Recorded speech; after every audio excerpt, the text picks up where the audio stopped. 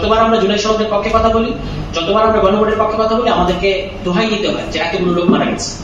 এটা তো আমাদের জন্য আনফরচুনেট, দুঃখজনক। তো সেই সময় যে এর চেয়ে ভালো কিছু হওয়ার কথা না, কারণ আপনার কাছে তো এই রোডম্যাপটা পরিষ্কার না, পরিচ্ছন্ন না, হিস্টোরিক্যালি পরিচ্ছন্ন না।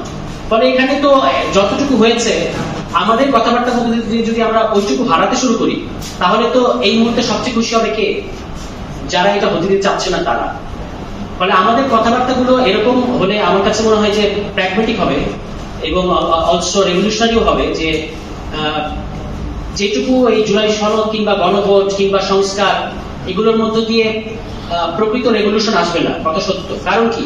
কারণ হচ্ছে আমাদের যে এতগুলো রক্ত দেওয়ার পরে, এত রক্ত দেওয়ার পরে এই জুলাই সনদের মধ্যে একটা বেসিক প্রাইমারি জিনিস, মানে এখানে যে জিনিসগুলো মানে ঠিক করা হয়েছে, এগুলো হলে কি হবে বাংলাদেশ? এগুলো হলে মানে একটা প্রাইমারি ধরনের আমরা লেবারেল ডেমোক্রেটিক রাষ্ট্রের মধ্যে পাবো, যাতে করে খুব বড় বিপ্লব হয়ে যাবে তা না। কিন্তু এটাও যে আমাদেরকে একটা রক্ত দেওয়ার পরে এখন এটা জাস্টিফিকেশন আদায় করতে হচ্ছে। যতবার আমরা জুলাই সনদের পক্ষে কথা বলি, যতবার আমরা গণভোটের পক্ষে কথা বলি, আমাদেরকে দোহাই দিতে হয় যে এতগুলো লোক মারা গেছে। এটা তো আমাদের জন্য আনফরচুনেট, দুঃখজনক। কারণ এগুলো এমনি এমনি হওয়ার কথা। এখন এই জুলাই সনদ কিংবা গণভোট বাস্তবায়ন হলে বাংলাদেশ বেহেশত হয়ে যাবে না, কিংবা বাংলাদেশে একটা গণতান্ত্রিক রাষ্ট্র পুরোপুরি কায়েম হবে না।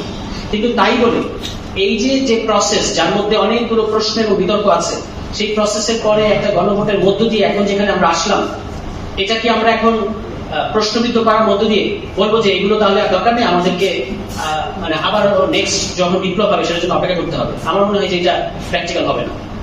সেই কারণে আমাদের বক্তব্য হচ্ছে, অবশ্যই পৃথিবীর বিভিন্ন দেশে আমরা দেখেছি যে এরকম কয়েকটা ধাপে বিপ্লব সম্পন্ন হয়, প্রথমবারই অনেক কিছু হয় না। যেমন আপনার রাশিয়ার কথা জানেন, 1905 সালে একবার একটা অ্যাটেম্প হয়েছে, 17 সালেও অন্তত 3 ধাপে, ফেব্রুয়ারি এবং অক্টোবরের মধ্যে, রাশিয়া ফেব্রুয়ারি এবং অক্টোবরের মধ্যে 3 দফায় তারপরে কিন্তু আপনার শেষ পর্যন্ত বিপ্লব হয়েছে, এবং কেউ কেউ বলে যে বিপ্লব ব্যাহত হয়ে গেছে ইন দ্য মিন টাইম। তার মানে আপনাকে অনেকগুলো ধাপ অবতীর্ণ করতে হয়। ফলে যে কথাগুলো তুহিনের কথায় আসলো, যে কথাগুলো আরিফ সোহেলের কথায় আসলো, এই কথাগুলো যদি আমরা একটা প্রো রিভলিউশনারি কিংবা প্রো পিপল অবস্থান থেকে বিবেচনা করি, তাহলে সামনের বার যেন এগুলো আর না হয় সেই খেয়াল রাখার জন্য অবশ্যই খুবই গুরুত্বপূর্ণ এবং তাৎপর্যপূর্ণ কথা।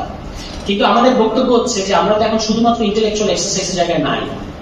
আমরা গণভোট, বাংলাদেশের জনগণ ভোট দিয়েছে, এবং সেই ভোট, হ্যাঁ, এটা রুলিং ক্লাসের জন্য একটা লেজিটিমেসি মৌকা হইতে পারে, কিন্তু গণভোটের মধ্যে যে জিনিসগুলোর একটা মানে আবশ্যকতা তৈরি হয়েছে পালন করার, সেগুলো থেকে আমরা সরে যাওয়াটা মনে হয় ওয়াইজ হবে না।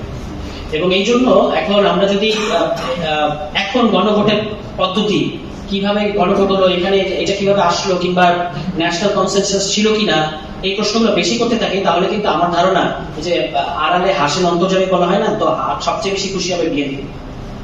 আমার একটা খুব সহজ প্রশ্নটা হচ্ছে যে হ্যাঁ, এটা সত্য যে প্রসেসটা অনেক স্মুথ ছিল না, এবং এর মধ্যে অনেক কন্ট্রাডিকশনও আছে। মানে যে ইন্টারিম সরকারের ওই জাতীয় ঐক্যমত্য কমিশন থেকে গণভোটে এই পর্যন্ত অনেক ইন্টারনাল কন্ট্রাডিকশন আছে, কিছু কিছু ক্ষেত্রে এটা পুরোপুরি স্মুথ না, এটা সত্য। কিন্তু আমার প্রশ্নটা হচ্ছে, যদি পুরো প্রসেসটা খুবই স্মুথ এবং 100% টেকনিক্যালি সাউন্ড হতো, তাহলে কি বিএনপি এই রিফর্মগুলো মেনে নিত? বিএনপি রিফর্মগুলো মেনে নিত না।